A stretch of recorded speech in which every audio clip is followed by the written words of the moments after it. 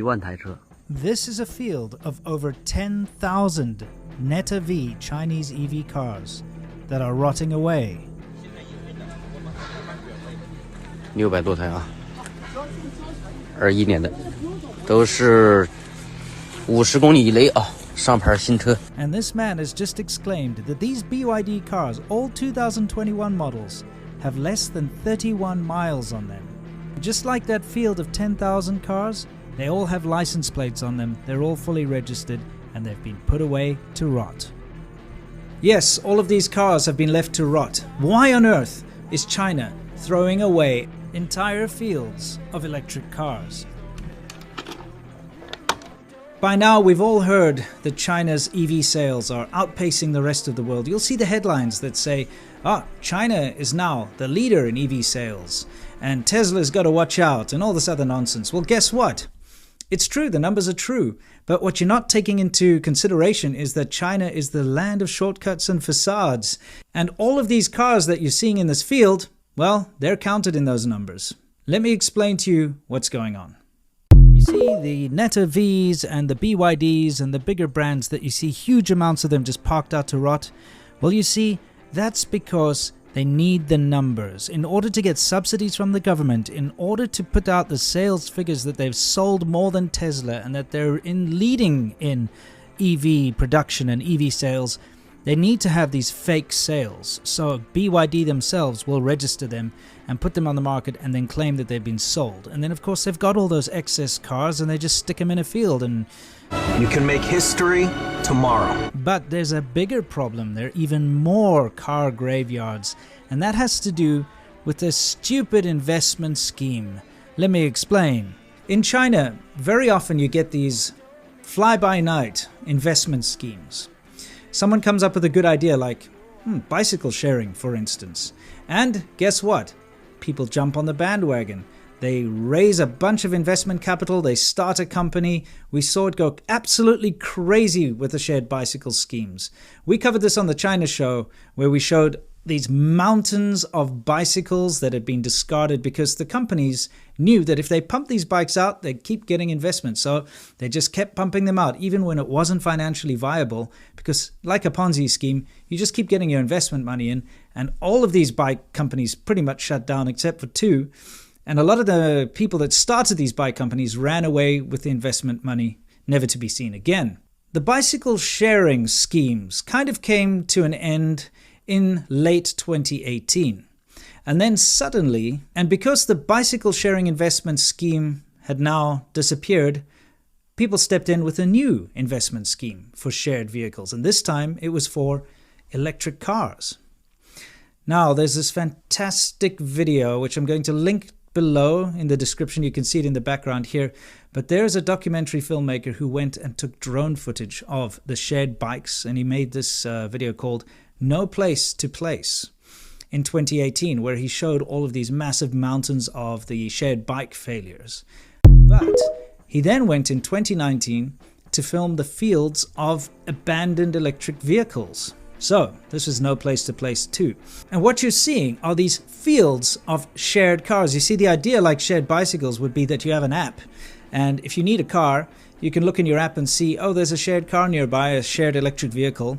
And you go and you unlock it with your app and you can drive to your destination and then lock it again. It's actually a very nice idea. It's not a bad idea at all. But of course, because it's all a money grab and it's a ridiculous scheme and a Ponzi scheme type situation in China, they just pump these things out without doing proper market research, without actually seeing if it was viable or not.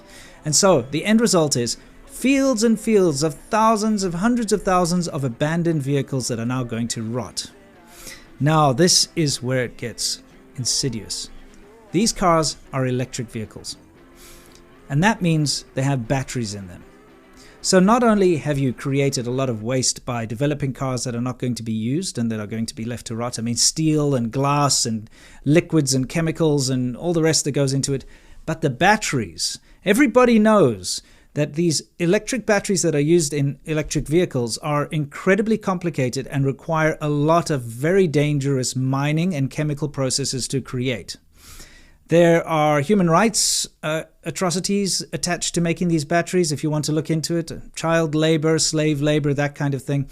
But the detriment to the earth in mining all of these chemicals and all of the materials needed to create these electric vehicle batteries is just insane. So now you've created all of this environmental damage to make these cars, and then you just let them rot in a field. And of course, now they're going to create even more environmental damage because they're going to sit there for however long with all of these chemicals and batteries in them and all the rest of it.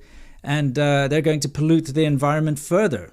So it's like a double whammy. Not only have you damaged the environment making them, but now you're damaging the environment by discarding them.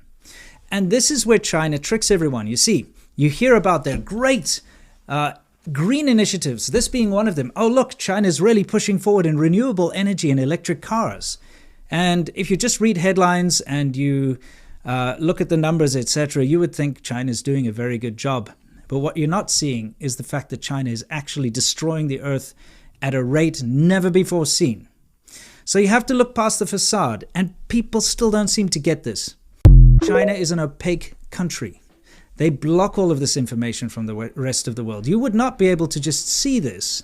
If a company does something like this in the West, you bet your bottom dollar there's going to be a lot of eyes on it. A lot of big news outlets will cover this. There will be, heads will roll. People will have to reply to this. The companies would have to pay some kind of a fine for damaging the environment or for doing bad things like this, like an oil spill or something like that. We know that there are ways to deal with these things, but because we don't see these things in China, nothing gets done. These massive fields of electric cars just sit there rotting. China's green technology initiatives that you keep hearing about are mostly bullshit and a smokescreen to hide the fact that they're doing all sorts of environmental crimes. And remember, it's all about turning a profit. It's not about saving the environment or anything like that. It's a propaganda push and it's a money grab. They want your investment. They'll say, hey, look, invest in China, invest in these green initiatives. You feel good, you go and invest your money. It's being used for wasteful projects like this that really damage the earth. So think twice before investing in China.